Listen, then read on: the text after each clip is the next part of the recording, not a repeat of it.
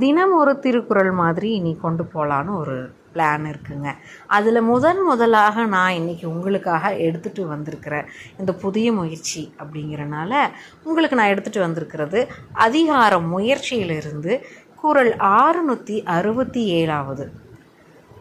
எய்தற்கு எளியர் அறிவுடையார் எஞ்ஞான்றும் முய்தற்கு முயலாதவர் அப்படிங்கிற குறள் தான். இந்த குறளோட பொருள் என்னங்க? அறிவுள்ளவர் எதையும் எளிதாக அடையலாம், ஆனால் முயற்சியே செய்யாமல் இருப்பவருக்கு எதையுமே பெறுவது கஷ்டம்தான். இது ஒரு கதையோடு உங்களுக்கு சொல்லணும் அப்படின்னா, மணல் கோட்டைன்னு ஒரு குட்டி கதை இருக்குங்க. ஒரு சின்ன பையன் இருக்கான், அவன் பேர் ஒரு அருண்னு வச்சுக்கலாம். அவன் கடற்கரையில் மணல் கோட்டை கட்டிக்கிட்டு விளையாடுறான். அவன் அருகே பக்கத்தில் ஆனந்துன்னு ஒருத்தர் இருக்கான். அவன் முயற்சி செஞ்சு பார்க்குறான் கோட்டை கட்ட, அது விழுந்துகிட்டே இருக்குது. உடனே தோல்வி அடைஞ்சது. இது முடியாது போடா, நொறுங்கிருச்சு அப்படின்னு சொல்லி விட்டான். ஆனால் அவரும் மீண்டும் மீண்டும் கோட்டையை கட்ட முயற்சி செஞ்சுக்கிட்டே இருக்கான். அவன் கைப்படுத்து அவன் அந்த கையில் எடுத்து அந்த மணலை வச்சு கட்டிகிட்டே இருக்கான்.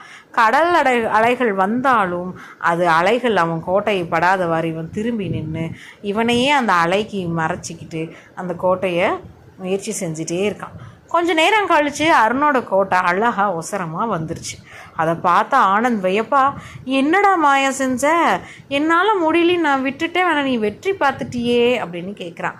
அருண் சிரிச்சுக்கிட்டே சொல்கிறான், மாயம் எதுவுமே இல்லைடா ஆனந்த், நீ முயற்சி செய்யாமல் விட்டுட்ட, நான் தொடர்ந்து முயற்சி செஞ்சுட்டே இருந்தேன், அதனால் நான் ஆசைப்பட்ட மாதிரி கோட்டை உயரமாக வந்துருச்சுன்னு சொல்கிறான். அழகாக இருக்கு இல்லைங்களா அந்த கதை? இதில் நம்ம என்ன வாழ்க்கை பாடம் கற்றுக்குறோங்க? முயற்சி இல்லாதவனுக்கு வெற்றி என்றைக்குமே கிடையாது. தொடர்ந்து முயற்சி செய்வது தான் வெற்றிக்கான முக்கியமான விஷயம்.